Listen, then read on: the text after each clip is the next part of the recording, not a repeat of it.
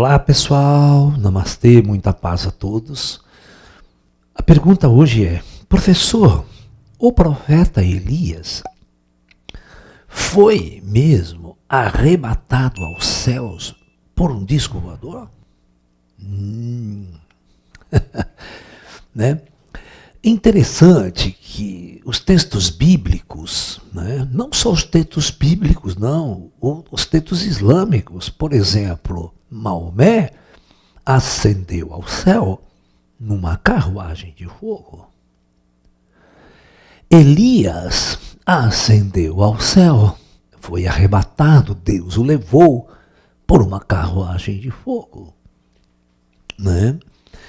É muito importante que na casuística ufológica nos dias de hoje, quando a gente observa o disco voador, ele tem uma característica muito interessante, que durante o dia ele fica muito esbranquiçado, que nem leite. A cor dele é muito branca e às vezes avermelhada.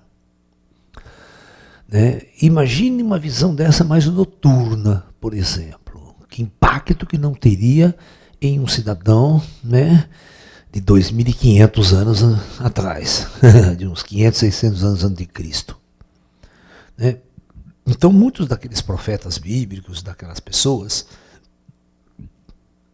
nós já vimos na casuística ufológica que os discos voadores com raio trator sugando carro, pessoas com carro e tudo para dentro da espaçonave. A gente já viu relatos de animais sendo sugados por discos voadores, vaca, essa coisa toda. E seres humanos também ser sugado como se fosse um raio trator e levado para dentro de espaçonaves, na casuística atual. Então é bem provável que naquela época antiga, né, o velho profeta Elias, né, que tem aquele relato, né, que ele andava com Deus e Deus o levou. Entendeu? Imagine uma cena, né, uma cena de abdução, né, de Elias por um raio trator e uma nave muito sofisticada e o povo todo vendo aquilo acontecer. O que se passaria na cabeça daqueles povos antigos que nunca, nem por 1 milímetro, poderia imaginar um objeto voador, uma tecnologia voadora naquela época, e muito menos associar uma inteligência extraterrestre, né, uma nave extraterrestre. Então, para eles, só poderia ser Deus.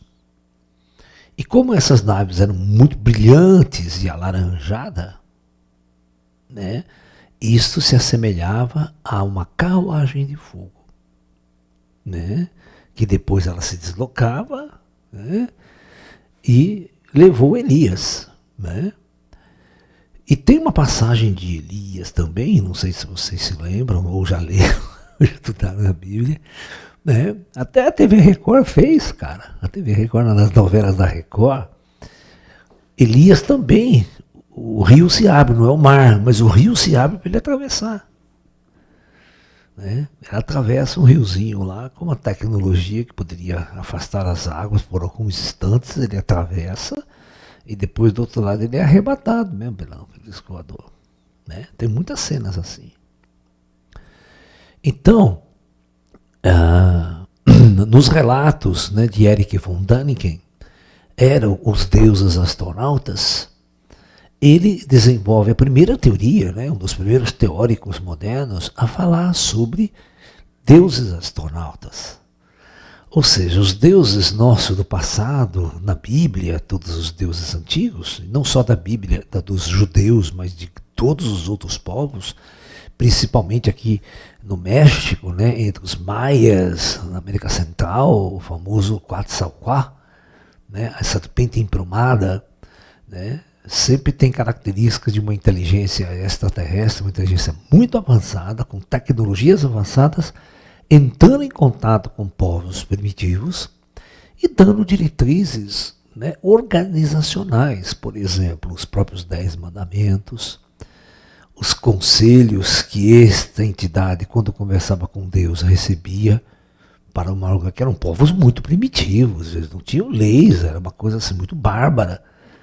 E a partir do momento que uma inteligência superior apenas orienta bases comportamentais, né, essa civilização pode ter um norte, ela pode ter um processo de entender e compreender a sua existência real nesse mundo. Então, é basicamente isso, ok? Então é isso. Namastê, pessoal.